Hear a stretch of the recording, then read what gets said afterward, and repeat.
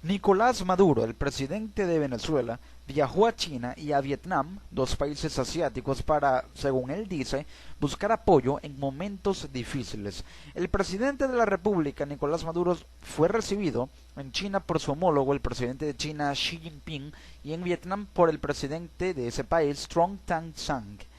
Él dijo: he recibido la invitación del presidente de la República Popular China y del presidente de la República Socialista de Vietnam para visitarlos los próximos días. Salgo a Vietnam y a China a hacer acuerdos para la seguridad económica y financiera de Venezuela, a buscar apoyo en estos momentos difíciles. Así lo informó el presidente de Venezuela, quien en transmisión conjunta de radio y televisión desde el Palacio de Miraflores en Caracas recibió a los militantes de la autollamada y autodenominada Revolución Bolivariana, que este viernes marcharon en contra del paramilitarismo y en resguardo de la paz y la seguridad nacional. Hasta la fecha, ambas naciones, China y Venezuela, han firmado más de 300 acuerdos de cooperación en áreas como energía, petróleo, educación, salud, tecnología, comercio, construcción de viviendas, agroindustria y agricultura, también infraestructura, industria, cultura y deportes, según precisó la información oficial. Es por ello que en áreas como la energía y el petróleo observamos que China tiene una gran presencia en PDVSA, porque tanto la logística operativa de la industria petrolera china llega a Venezuela como la de Venezuela va hacia China, es decir, que se cooperan mutuamente, trabajan juntos y bilateralmente en materia energética, potenciando la forma y también la rapidez con la que producen y hacen petróleo tanto en China como en Venezuela. Pero es más el petróleo que se hace en Venezuela con la mano de obra y la infraestructura china, y por ello Venezuela se ve prácticamente obligada, como parte del convenio, a enviarle petróleo a China, también por la ayuda que recibe Venezuela de China, o gran ayuda, no solamente financieramente por la gran deuda en la que ha incurrido Venezuela con China, y por ello le envía petróleo para pagarle una deuda que con capitales y con activos no puede pagar a un corto plazo. También en materia de educación, salud y tecnología observamos como gran parte de insumos médicos chinos llegan a Venezuela, material médico, equipo médico de alta tecnología. En cuanto a la educación, ciertas doctrinas políticas que se tratan de adaptar al sistema educativo de Venezuela con origen chino, como por ejemplo el socialismo o el comunismo, que son implementados, el comunismo en China y el socialismo en Vietnam, aunque no como tal, pero sí el comunismo radical en China, a pesar de que tengan práctica capitalista, pero en ideología son comunistas. Son ideologías que podrían ser implantadas en el sistema educativo de Venezuela, y que si se enseñan de una manera muy radical y no de manera educativa, sino adoctrinaria, pudiera ser peligroso para el joven venezolano o para el niño venezolano. En cuanto a tecnología y comercio, ha habido un gran intercambio. Tecnología,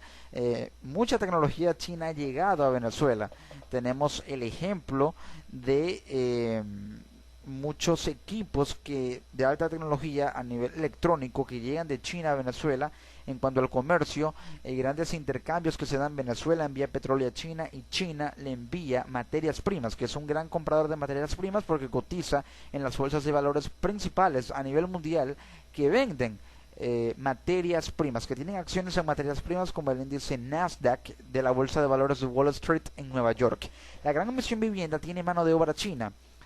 Constructores y también obreros chinos están en territorio venezolano construyendo viviendas de la Gran Misión Vivienda que tanto pregona el gobierno. En la agroindustria y la agricultura, pero también la infraestructura, hay presencia de la mano de obra china, equipo de agricultura, equipo agropecuario chino con mano de obra china y traído a Venezuela. En la infraestructura, ingenieros, pero también mano de obra china opera en la infraestructura venezolana. Y en cuanto al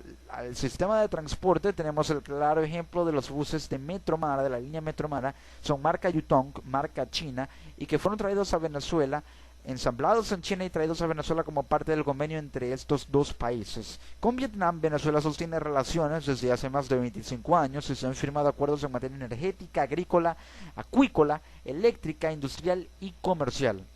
La Comisión Delegada de la Asamblea Nacional aprobó este viernes la gira de trabajo solicitada por el presidente. Indica el artículo 187, numeral 17 de la Carta Magna, que es responsabilidad de la Asamblea Nacional autorizar la salida del presidente o presidenta de la República del territorio nacional cuando su ausencia se prolongue por un lapso superior a 5 días consecutivos. Es decir, que tal vez muchos venezolanos se hagan la pregunta, tal como yo incluso, de o acerca de que ¿por qué el presidente de este país, en plena crisis fronteriza con Colombia y una situación de diferendo limítrofe de confrontaciones y de invasión del territorio venezolano y también extracción de petróleo venezolano por transnacionales que están aliadas con Guyana, ¿por qué el presidente sale del país en medio de una crisis fronteriza que aísla a Venezuela por dos flancos?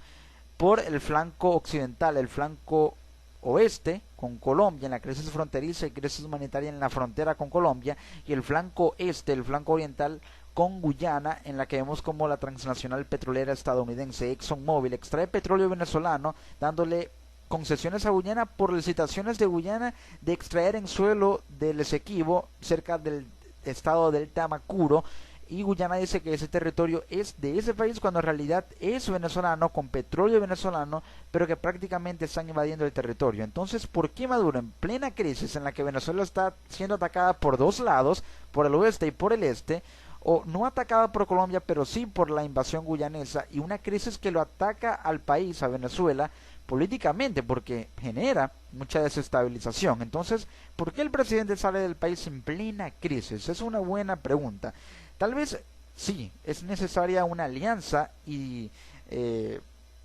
aunarse o también trabajar en conjunto con potencias como China y Vietnam, más que todo con China, que es la segunda economía del mundo. Pero ¿por qué en este momento en el que la economía se ve afectada por estas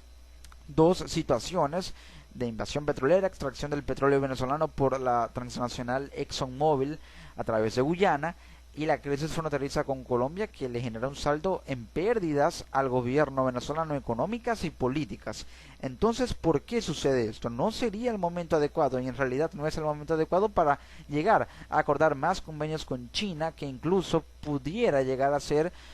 una incursión de Venezuela en nuevas deudas? Es decir, ¿representa este nuevo acuerdo con China o prolongación del acuerdo con China y Vietnam más deuda para Venezuela, que implicaría enviarle más petróleo a China? ¿Implicaría eso?